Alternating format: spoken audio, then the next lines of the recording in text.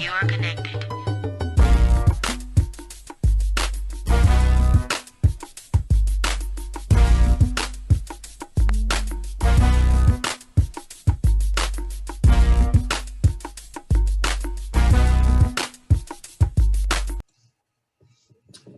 Hello, you guys. Thank you for tuning in to Outside the Box with me, Sage the Coach. And today I have a special guest with us tonight. We have kind of passing each other on social media for a while now and always seem to click when it comes to like really important topics. And so I thought it would be great to have Peter on today to explain to us, his outside the box story, because, the premise of my show is outside the box, giving people a wider perspective of God because he is bigger than our boxes.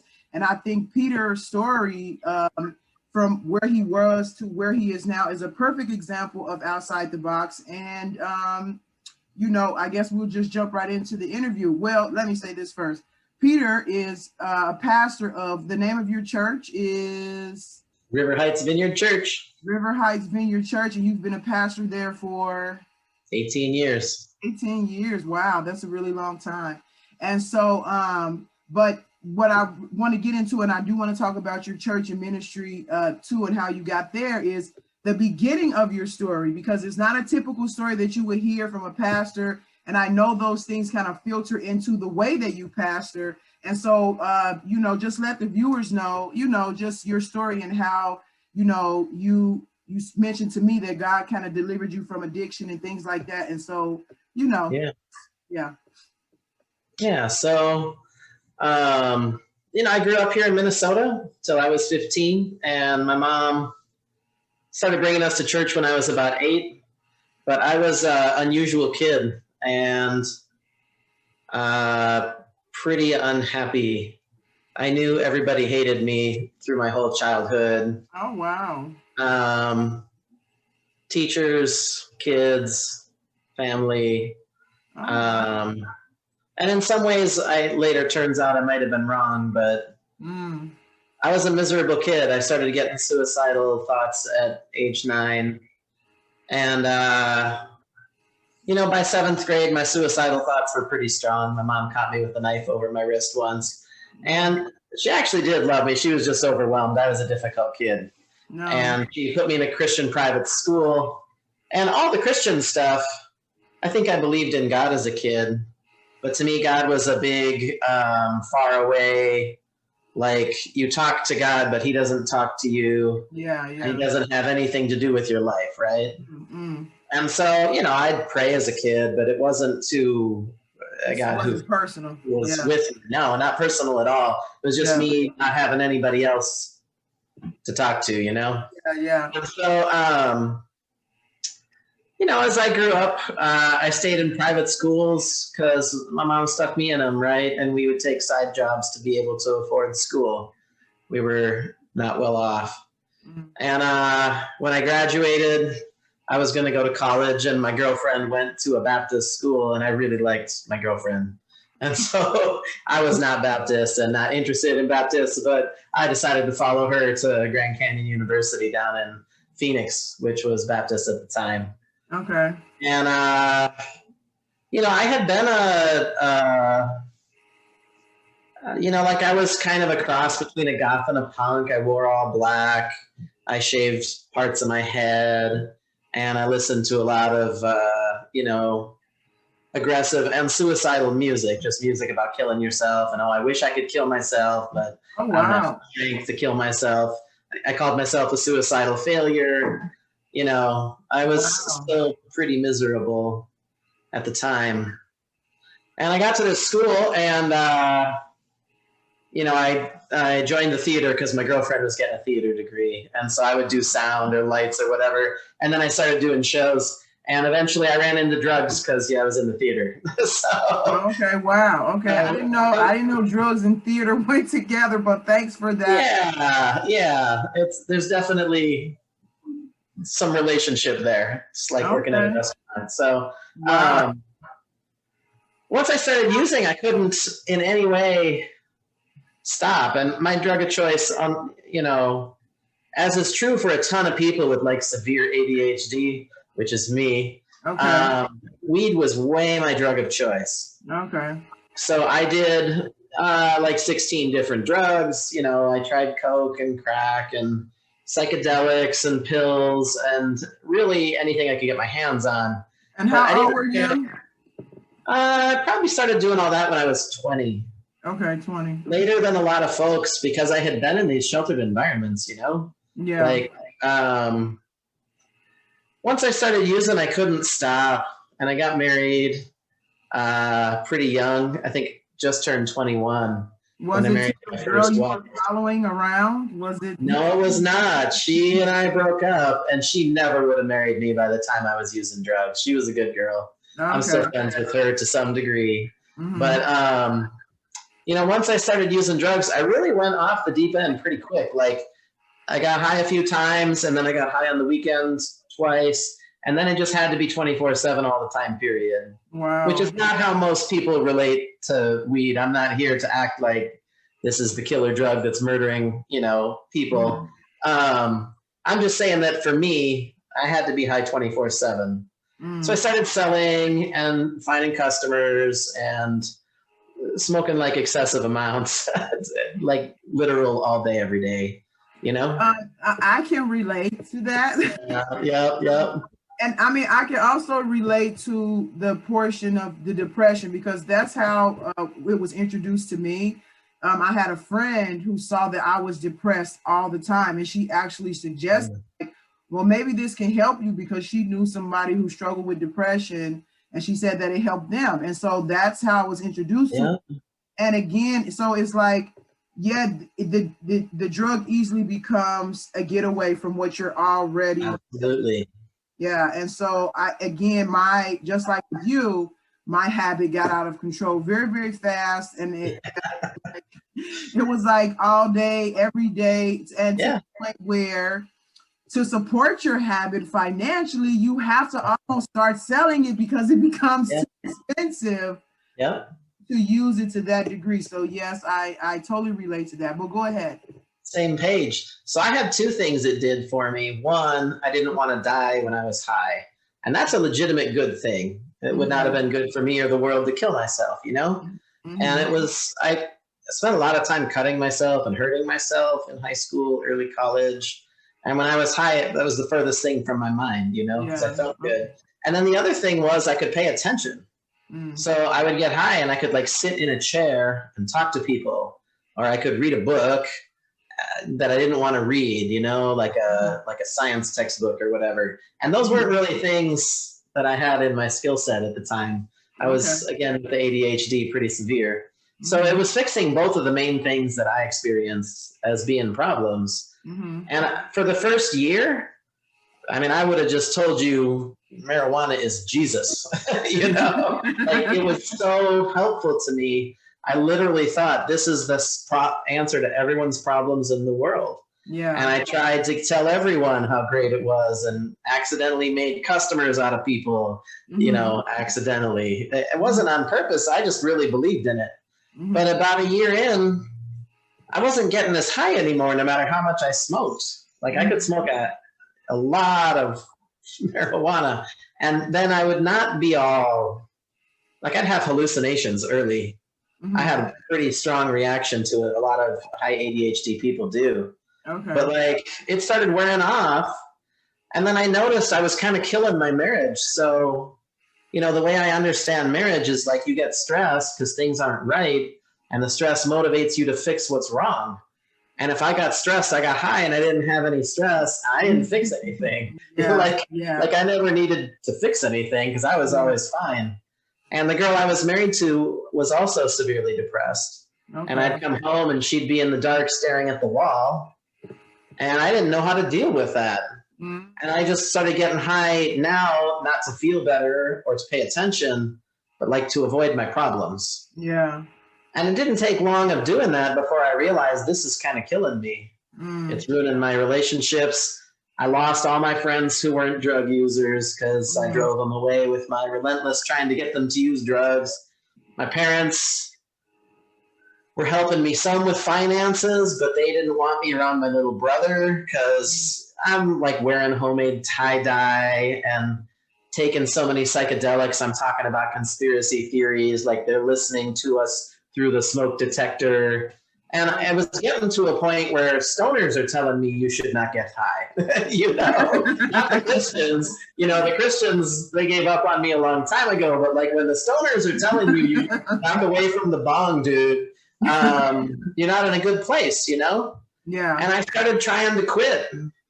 And I tried for 2 years, and I recall making it to 3 o'clock twice.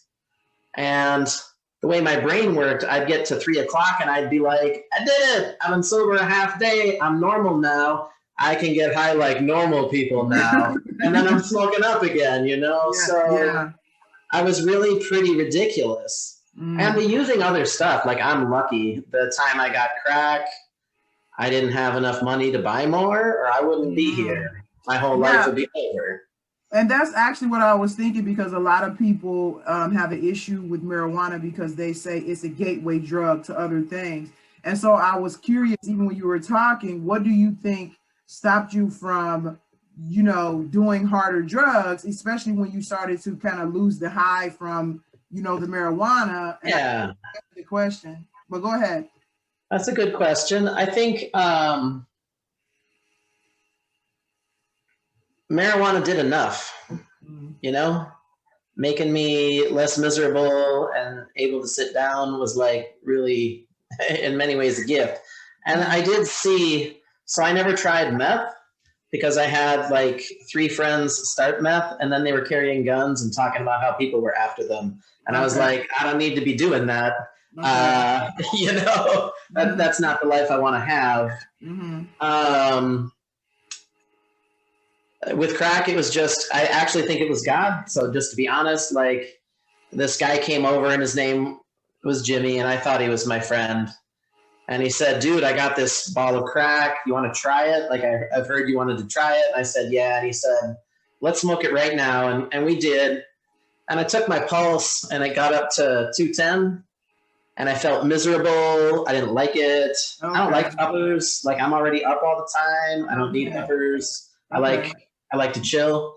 And as soon as I got done, he's like, you know what? There's a problem. We didn't quite have enough. You actually need more. But I don't have the money. Do you have the money? So what he's trying to do is get a new customer, right? Yeah. Which I didn't see at the time. And I took out my wallet and I instantly wanted to give him all my money, even though I hated getting high on the stuff. Right. And I held out my money and I looked at it. And just what I experienced was it felt like God came in the room and put my money away. You know, so God was not talking to me at this time, and I was not talking to God at this time. Right.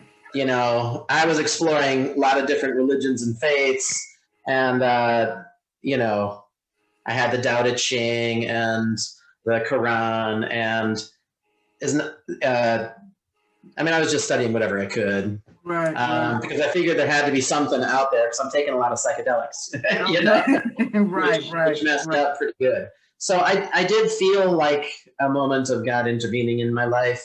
Not that I had words for it, you know. So what was that like? Was it just like you were giving him your money and then all of a sudden you took it back, or like what you were thinking to do, suddenly you didn't want to do it anymore? So like, yeah, the way I experience God's voice is like a strong, surprising urge to do something I did not intend to do. That's good.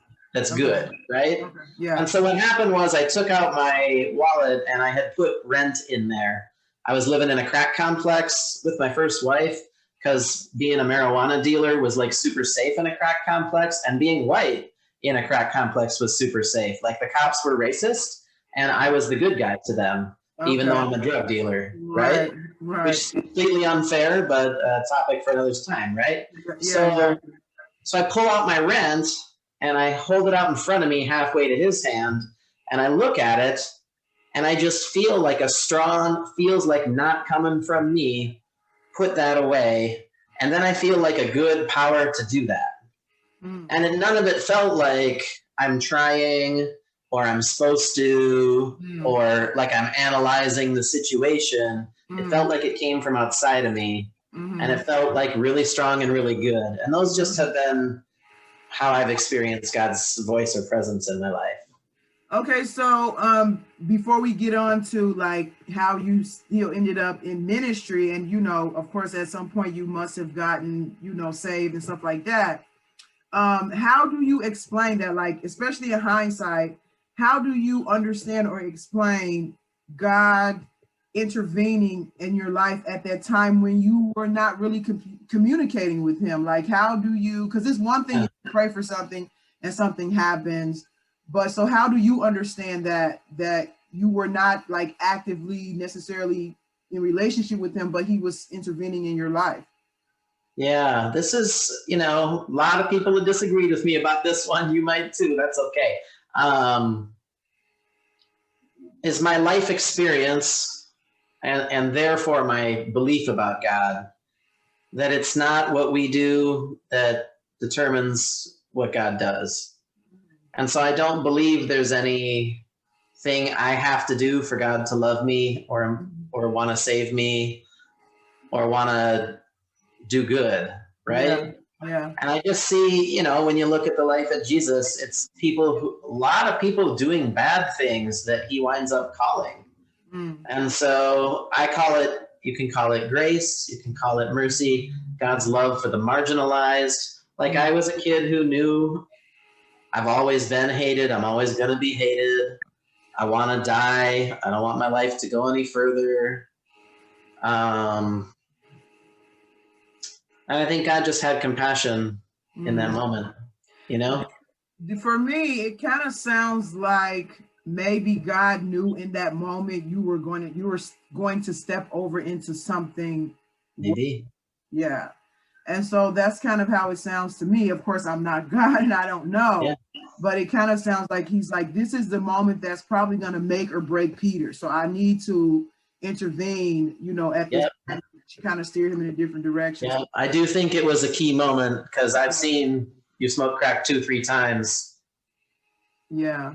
That's a life-altering, unfortunate decision, right? Yeah, exactly. And I grew up, in the ghetto or the hood, and so I've like seen crack and its effects on people very up close, and it's really shocking and sad how it just takes over your life. It takes over. Yes. And the people, they go down so fast, and turn you against your family, turn you against your friends, steal from anyone. I've seen all that stuff. Exactly. You're so desperate. Yeah. So so now how do we go from where you were, because we, so far you've been explaining how you were taking psychedelics and dabbling here and there, and then God intervened at this moment. I'm pretty sure after that you didn't just stop doing everything you were doing and ran to church. So, no. So I probably spent another 1.5 years using, and moved up to graduate school in Flagstaff, Arizona. And when I got up there, my ex-wife said she was going to divorce me if I didn't quit getting high. Now, mind you, she was getting high, and she started getting high more. But like my brain got pretty broken, and I was not easy to live with. Like I literally didn't have any stress about any relationship problems. I didn't care. I just smoked them away, And so she told me if I didn't quit by Easter, she was leaving me. And I literally immediately thought, I have got to get high as much as possible between now and Easter if I'm going to have to quit on Easter, right? And so I just started buying extra and packing extra. And she left before Easter, of course, right? Oh, wow.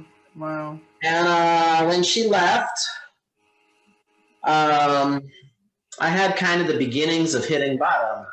I started trying to become an alcoholic instead of a stoner. So in my confused mind, I thought the problem is marijuana, and I know I can't live without using something, so I'm going to try something else. I started trying to drink every night, and it was really miserable, and I'm a terrible alcoholic. I like beer. I like brew my own beer. I like a good drink. I don't like 5 of them. I don't like that feeling, and I was throwing up every night. And 2 weeks later, she came back for a bit.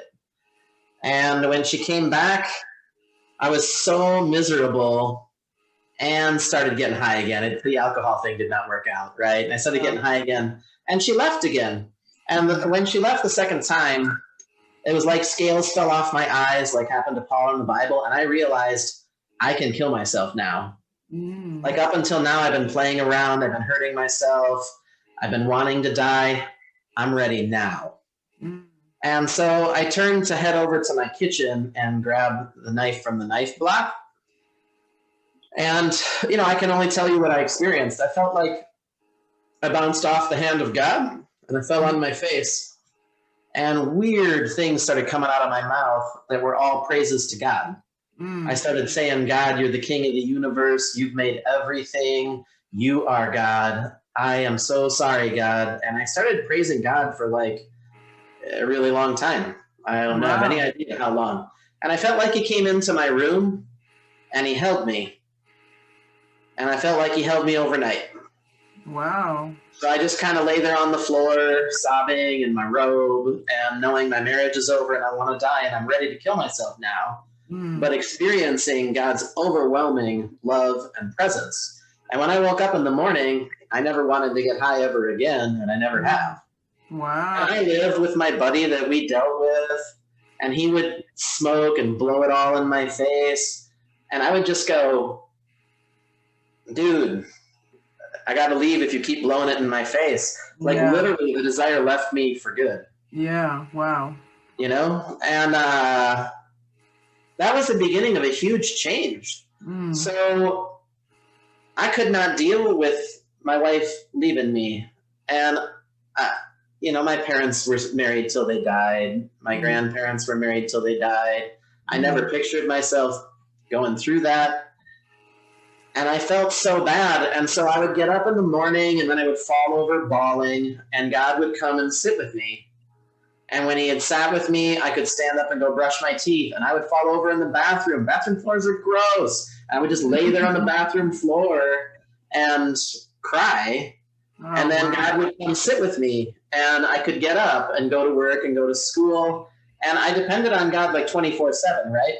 Wow. He started talking to me. Like, he told me once, read the Bible. So I started reading the Bible and I read it 3 times that year. Another huge one, God told me go to church, and I told him that was super dumb. So I had gone to church as a kid, and I'd had a church in college that I liked. It was a little Mennonite church, and I lost it in a breakup with a girlfriend. And so I started looking for a church, and I would take these disabled adults that I worked with at a group home, and I would visit churches, and I was just having the worst time. These kind of terrible stereotypical churches that people don't like these days. That's all I could find. And I went to this church and the pastor prayed as the opening prayer, Lord, help our soldiers kill many Arabs today. Oh my goodness. Oh my goodness. Wow. So I just said, I'm never going to church again. I mean, church is obviously a crock, you know? Exactly. I'll be my own thing, whatever that is. Exactly. And so when God told me to go to church, I was like, why would I do that? Church is full of stupid people that are mean to each other and hit each other bad, Hypocrites. Yes, judgmental hypocrites. Judgmental people still don't like me. I still don't do anything right. And hypocrites, who wants to be around that, Exactly. So, but God said, do it. And I pulled out my phone book. And at this point, I think one thing God does is relate to people in the way they need the most, when they need it the most. Exactly. I needed God 24/7 at this point in my life because I was not going to make it. And I felt like God was with me pretty much 24/7 for a good long season when I first found sobriety with God's help, right? And so when he tells me go to church, I am now super comfortable with God's voice in my life and having one-on-one talks with him all the time, And I pull out the phone book and he's like, go to that one. And it says Flagstaff Vineyard Church. And I'm like, okay. and I rollerbladed there because I gave the car away in the divorce because I'm a moron. So I rollerbladed there, and I had 2 miracles the first week. 2 of what I would call a miracle. Mm-hmm. So the first one is a coincidental miracle. Before you get to the miracles, I kind of want to go back to something that you were saying about like what you're saying sounds similar to a little bit similar to how I was introduced to God. And I actually think that it helped me not get caught up in the church culture. And so I started communicating with God outside of church. It wasn't filtered through, other people's opinions and again, church culture. And so by the time I started going to church, I was following that voice. I wasn't following a pastor or a church, a congregation or anything like that. And so I just continuously followed the voice that I had started developing a relationship at that point. And that voice also told me to read the Bible and things like that. And so I think that's really, really important because so many people learn about God through this very, very narrow lens, and then they structure their whole understanding of God around it. And I always urge people to just seek the truth and talk to God yourself. Actually, you don't need a Bible to talk to God. At some point you might get there, but you don't need that. You need to just be open. It's have a heart-to-heart talk with your father or your creator, because that is where the rest comes from. And so I to just kind of share my own experience with that also. Even when I talk to people outside of religion, sometimes even Christians, I would challenge them and say, because some Christians have more of a relationship with their Bible than they actually have a relationship with God. With God, yes. Yeah. And I'm like, put the Bible aside for a minute. Yes. Yeah. Yes. And so even when I come into contact with, other people who might of different religions, and, you get into those conversations where they want to know about your religion, I tell them, whatever you're reading, whatever you believe, put it aside. Just talk to God. You don't really, that stuff helps you to understand stuff later on, but the heart-to-heart connection is the most important thing. And that becomes guiding light for wherever else the relationship leads. And so I like to hear that somebody else, had that experience also, because I really think that has stopped me from really getting caught up in, because I've been to a few churches too, and most of them were bad experiences. That's too bad. If I didn't have that relationship, I could easily see me even getting caught up in that or getting discouraged from God because of it. Yeah. We have a saying it's from some vineyard pastors I know, right? The Bible's a menu. You don't eat the menu. God is the meal, and the Bible helps you get to the meal. Exactly. You're not supposed to eat the menu. That's not what it's for. So yeah. And I sometimes will say God is not, the Bible is not God is not in the Bible. The Bible just tells about God. If the whole Bible was God, it would be a book that had no ending. That's a very, very small portion of it is. Yeah. So we're on the same page. Exactly. You got a lot of wisdom there. Yeah. And so I go to church, and the first thing that I call a miracle is maybe coincidental to people. So I was reading every day from the Old Testament, the New Testament, and Psalms. I had started in a 1-year Bible, and a lot of them work that way. But I was like, that's not enough, one day's worth. I got to just read. And so I just read not randomly, but at my own pace through each of these things. And the pastor preached on 3 passages, 1 New Testament, 1 Old Testament, and a Psalm that I was in that week. And I'm like, that's crazy weird. That's one in a way more than a million weird. But the really big one, I had decided in my, post-drug addiction delusions that if I could fast for 3 days, God would give me my wife back. That's some drug addicted delusions, right? Yeah. But I just felt like if I can just fast 3 days, it's going to work out. God's going to give me my wife back. And 2 times I fasted 2.5 days and forgot I was fasting and ate dinner. And both times, like, my heart just crashed. And I was like, I just cost myself my marriage. Like, I was delusional and sad, you know? Wow. So I go visit this church, Flagstaff Vineyard Fellowship, and the pastor stops in the middle of the sermon and he says, I'm about to do something I don't even believe in. I've never done this before. I feel like God wants me to speak off the sermon. Someone's here and you've been trying to fast for a certain amount of time and you haven't been able to do it. And you feel like you failed and God wants you to know he loves you.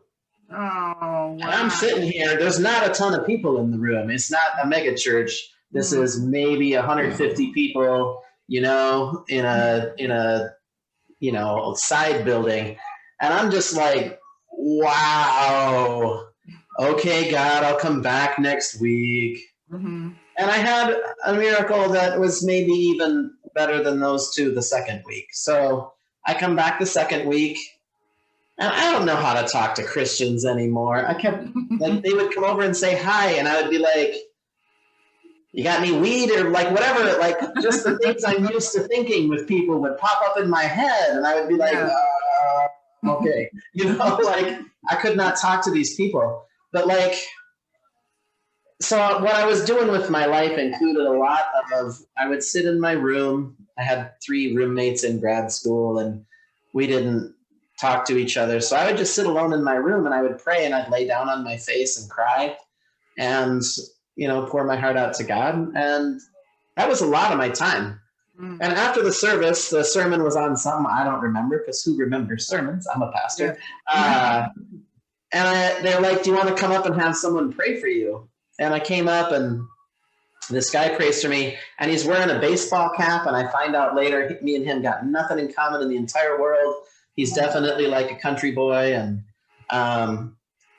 he asks if he can put his hand on my shoulder, and he leans over and he starts whispering into my ear, God has seen you alone in your room, lying down on your face, crying out to God. And he starts telling me all the stuff I've been doing, and he doesn't know me. Nobody in the city knows me. I quit doing drugs. None of my drug using friends come to church. Like, I didn't have any other friends. And as he's telling me this stuff, I just start bawling, you know, and I go, fine, God, I'll just keep coming. You know, like, since you're going to come out of your way and speak to me through other people and all that business, I'm gonna stay here. And the church was like maybe 150 people, and it shrunk down to about 50 because the lead pastor and his wife, the worship leader, got divorced. And he left, and she left. Okay. And the church was, you know, of the 50, at least 25 were from the men's, the homeless shelter and the women's domestic violence shelter. Okay, wow. And this was in the, when was this? This was the 90s, mid-90s. It was not cool to have a church where people with tattoos and piercings are greeting you, but that's what we had, you know? And we were in a high school cafeteria by this point. Okay. And I loved the heck out of this church. Their music, they had these hippies doing jam band music, like kind of rock and roll jam, Allman Brothers, Grateful Dead type worship jam music. It was awesome. And they loved me. So I started volunteering. I started making coffee, and I love babies. So I would take care of the 0 to 2-year-olds. They had little dividers set up where I could hear the sermon and hold babies. And I really loved it. And they suggested I go to InterVarsity Christian Fellowship because there were no college students in this church, and there were like old locals who were like conservative logger types. And then there were like the homeless folks and the shelter folks. Okay. And I was like lonely and sad all the time. And I was still suicidal. But I would pray like, God, I want to die in your service. I want to send me to, Afghanistan or whatever, and let me witness to you and get killed in your service. I didn't realize I was still depressed, but I was definitely still suicidal, you know? Right. And they sent me to InterVarsity, and wow, InterVarsity was awesome. It started off at maybe 50 people, and it was students, and they would just get together and worship on Friday nights, and all the worship was like super fast, super upbeat celebration, and it felt so good to me. And I loved everything about it. And there, every week was a different speaker from all kind of different churches and walks of life.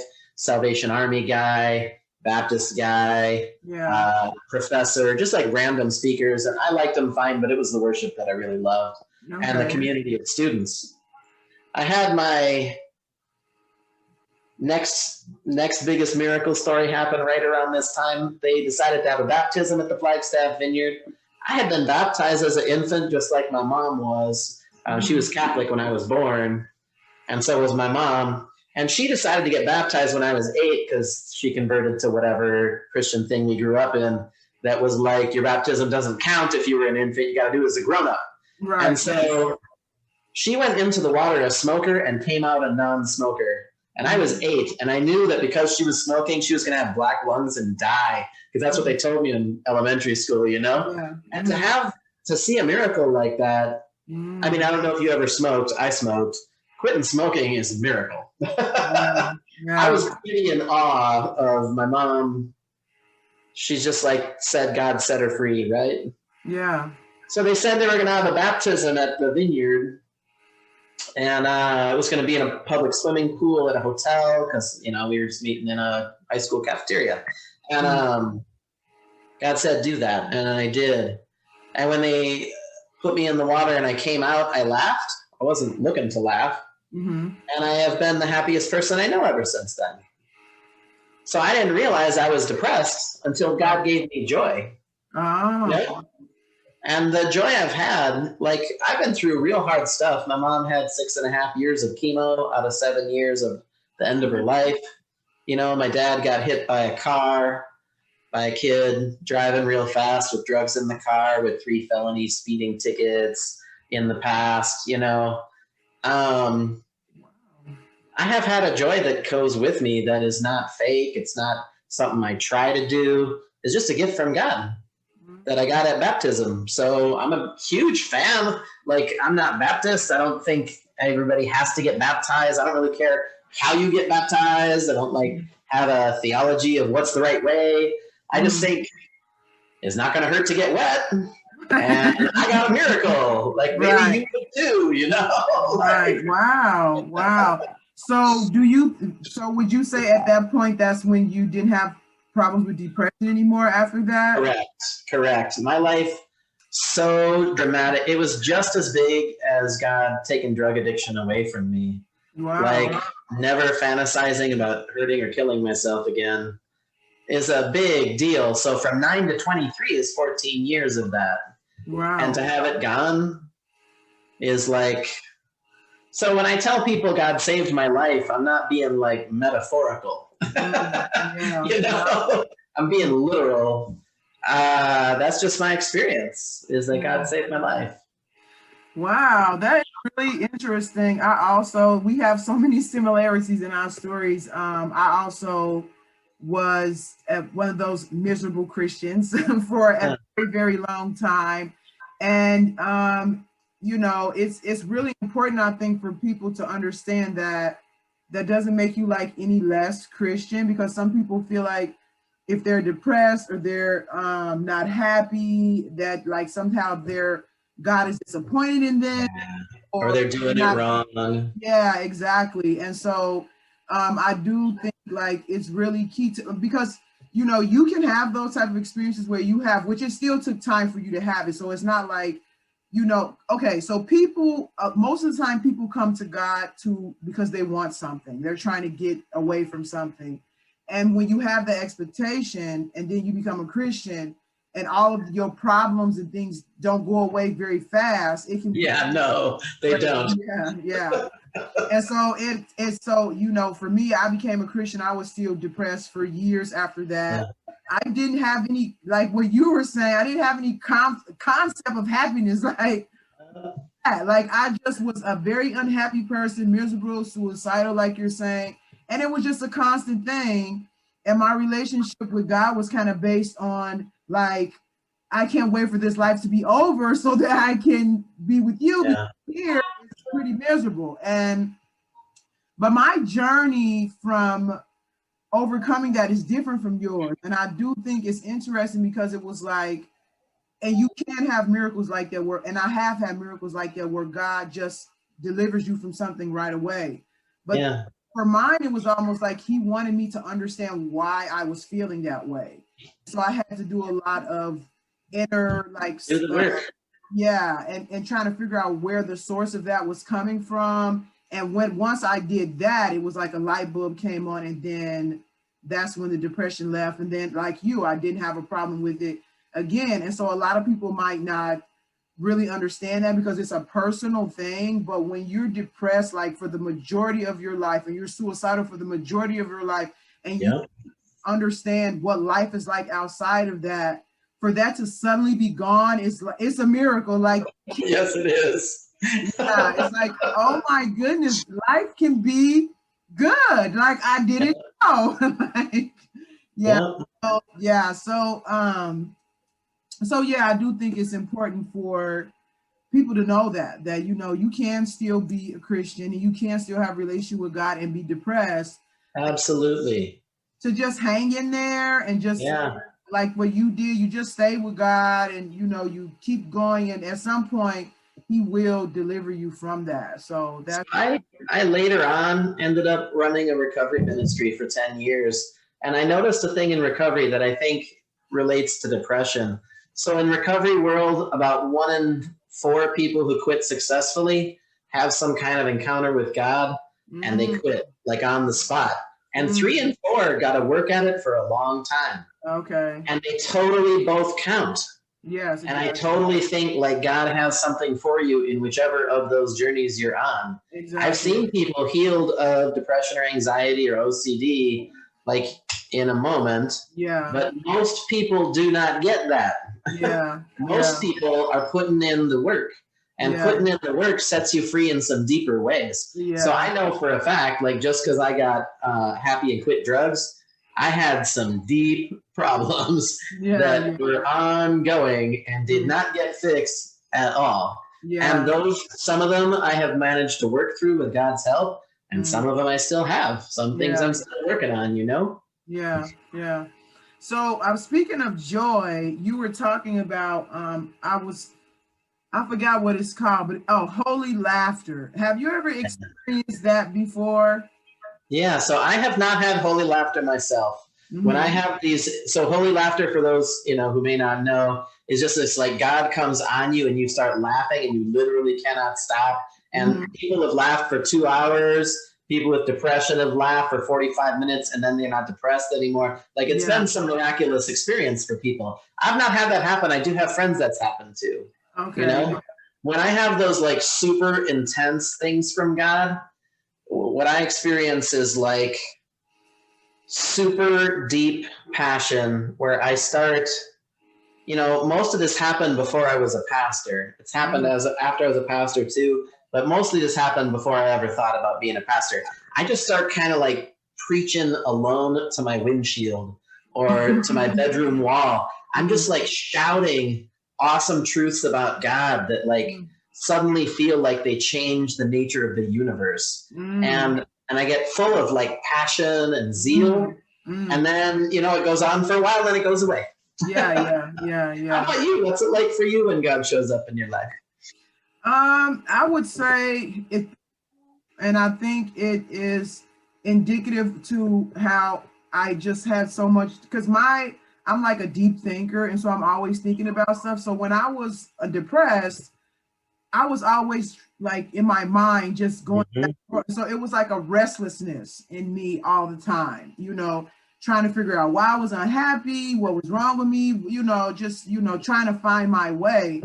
And so when God kind of comes into my life, it's like a peace, like a rest. Like I don't do all of that. I don't have to, you know, my brain can slow down and actually just, you know, be at peace and at rest. And so that's how it usually comes to me. And it took me some time to realize that was God because before I would fight it. Like I didn't, it was like somebody, if you think of like a child who is having a tantrum or whatever, I don't know if this is a good example, and then you try to hug the child and they keep having a tantrum, they don't just like receive the hug. I was so used to doing that when God would come with his peace, I didn't know how to just embrace that. It was like, I'm still like, no, but I got to do this. So I got, and so it took me some time to like, oh, this is God. Oh, I can rest, Yeah. So it took me Safe. to go through that. So, so yeah, I mean, and that's kind of like, the premise of my show, like Outside the Box, is that people need to understand, like something that you said before that was very key, that God kind of meets you where you are. Like, you can be, like you said, a weed head, you can be depressed like you were, depressed like I was. But God is not, so many people have this idea they have to clean themselves up first before they can, go. Yeah. And God comes to where you are, and all he really expects, really, in my experience, is for you to reach out your hand to him. That's it. Yeah. The rest. So he helps you the rest, I should say. And so yeah, I like hearing other people's experiences. It just lets me know that God is, again, way bigger than even just my small experience, that he's way bigger than that. So that's right. So with your because so did you know like right away that you were going to go into ministry? I mean, I know you kind of developed a relationship talking to God, and it's even funny how you talk about you would just cry to God, because I did the same thing. I'm just crying to God all the time, and I'm like, that really I appreciate it now, because I know if he had nerves, I got on them, like, because I was just constantly crying, and like another human being wouldn't deal with it. Yeah. And so so I'm wondering, like, right away when you had your relationship with God and you're talking to him and getting to know him in that way, did you know right away you were going to go into ministry, or how did that come about? Yeah, so no way did I have any thoughts of going into ministry. I was in grad school for psychology, counseling, and I got a job, I'd say after about 2 years of following Jesus, I got a job in juvenile detention that turned into a job in juvenile probation, and that was like my dream job. It paid well in Flagstaff, Arizona, where you cannot get a good job. And you still can. Flagstaff is a small town, and it's beautiful, and it's impossible to get good work there. And I got this great job, and I just wanted to do this job. But one day I was with the InterVarsity leadership team, which by now I was on. So I went on a trip to, inner city LA, come and see what God's doing in the city was really the purpose of the trip. Okay. And some people would go thinking, I'm going to save the city. But they were real good about, you're not saving no city.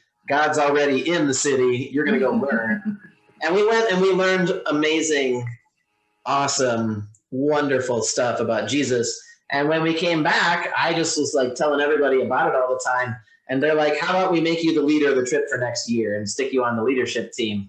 And, I was going to tell them no, but God said yes. So my buddy Jeff prayed for me, and God showed up in a super powerful way. He's a pastor now, and he says this is the most God ever showed up in his life. God just told me, you're going to do this, right?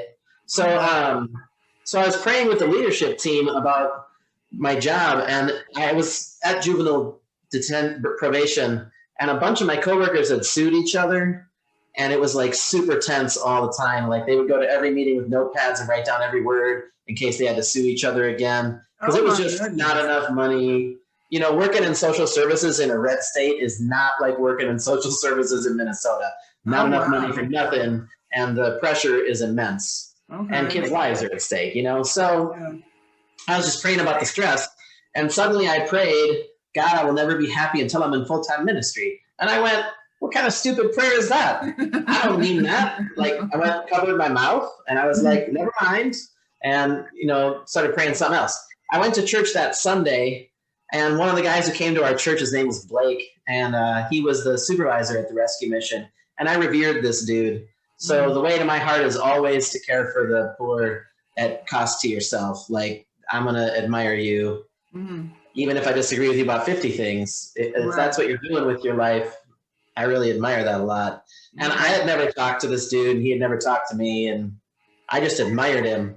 And again, after the service, which the sermon was on faith, and I wanted some prayer for my faith, and I went up, and he came over and asked if he could pray for me, and put his hand on my head, and he said, be a pastor, be a pastor, be a pastor. He just kept saying it over and over. And I had shown zero signs of leadership in this church. I mean, I watched babies and I made coffee.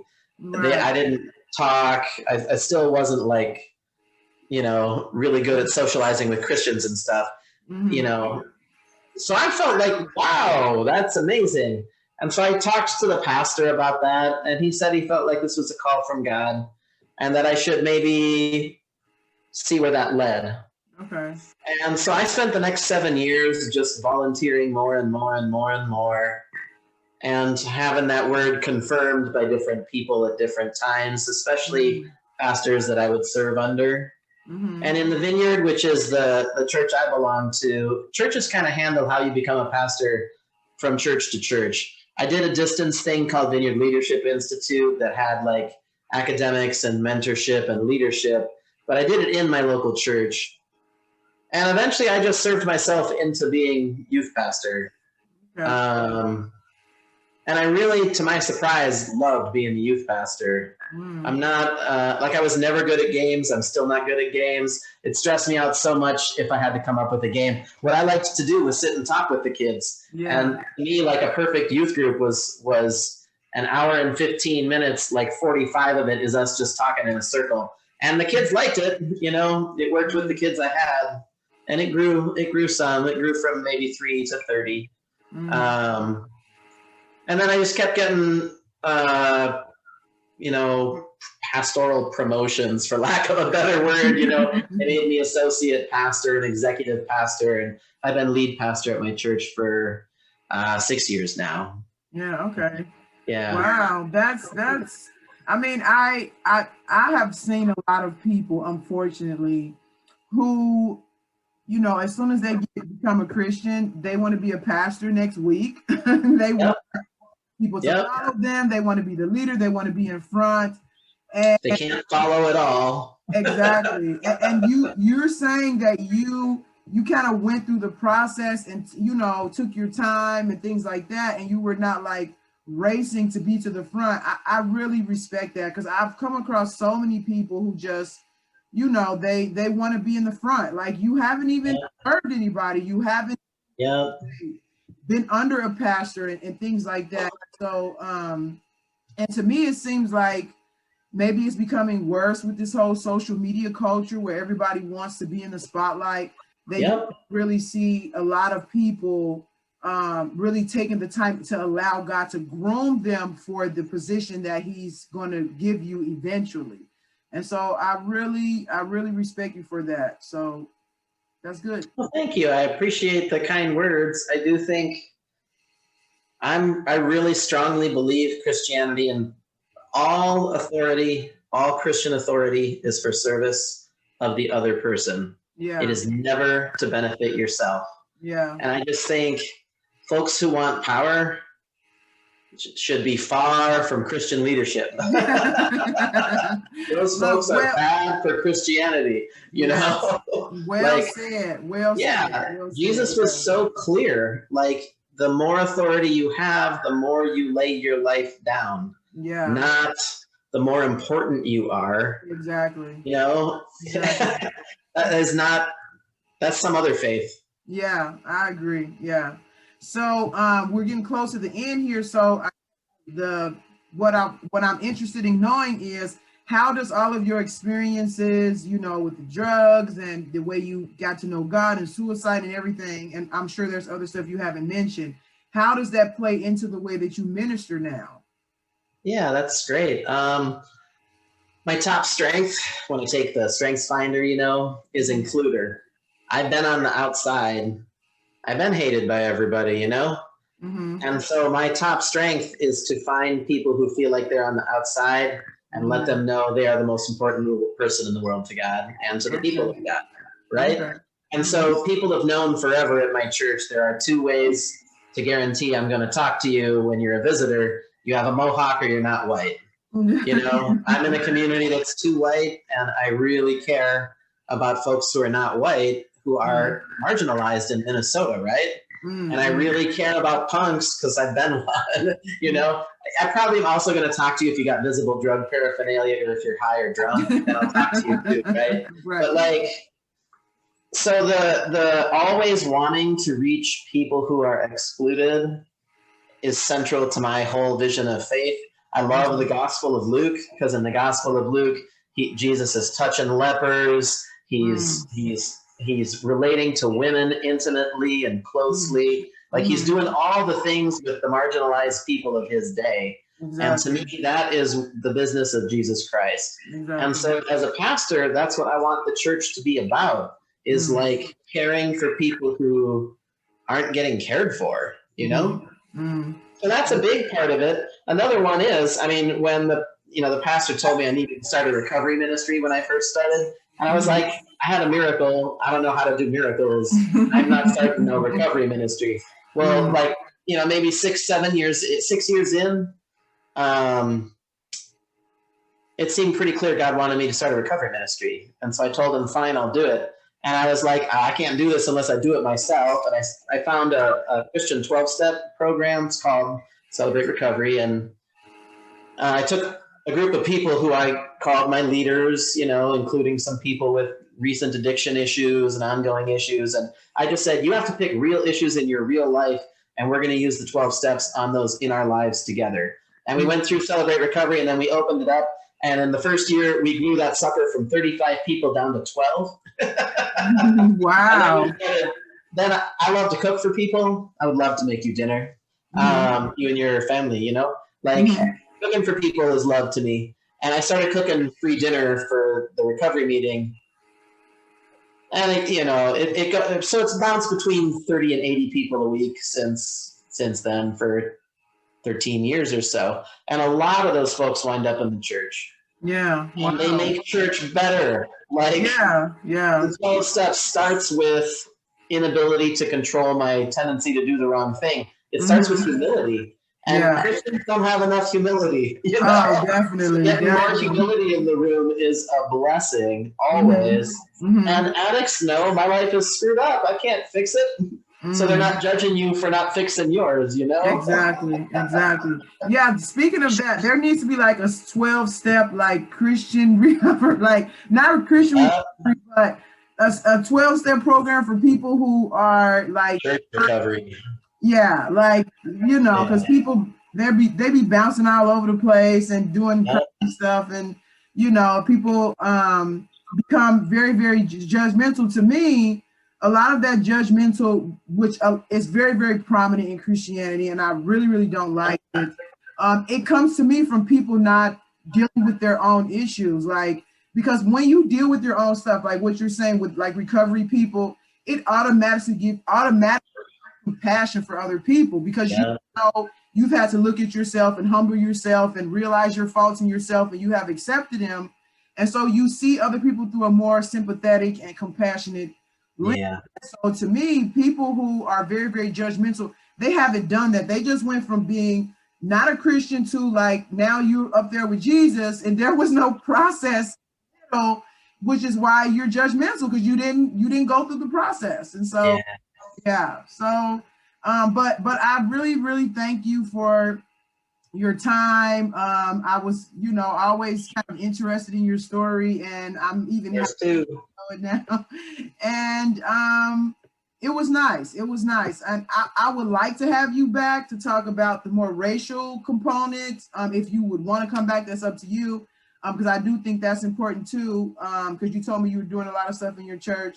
But besides that, this has been very, very enlightening. I feel closer to you because we have some of the same experiences when it comes to getting to know God and things like that. But thank you for your time and everything like that. And I would like for you, before we go, to let people know where your church is and information about your church if they want to, you know, pay you guys a visit. Yeah. So I was willing to do this podcast because you speak with such wisdom and grace online so regularly in so many different settings. I've just seen you in a number of settings, and really appreciate who you are, because out of who you are comes really good stuff. And so I would come back and we could talk about race as long as you talk at least half, right? Yeah. Like, I got as much to learn as I have to offer. So as long as you're willing to do a lot of talking, sure, I come back. As far as my church, River Heights Vineyard Church is in Inver Grove Heights. It's just off of 494 to the south. And our service times right now are 8, 9:30, and 11 on Sundays. We have a Spanish language 2 services, and the times on those services are changing, and I don't know what times they're changing to, but you can look us up if you want to find them. Our services are going to go to 8:45 and 10:30 sometime soon. We've been doing a service with no singing for COVID, and it's gotten small enough that we're going to shut that one down and go back to 2 services. So thankfully the vaccines are out and stuff. So thank you so much for just being yourself and being so open and inquisitive and gracious and wise. I really appreciate you. Yeah, thank you so much. I appreciate you also. And I'll let you go back and have your night, and we'll talk again soon. That sounds great. God bless. You too. Bye. Bye-bye.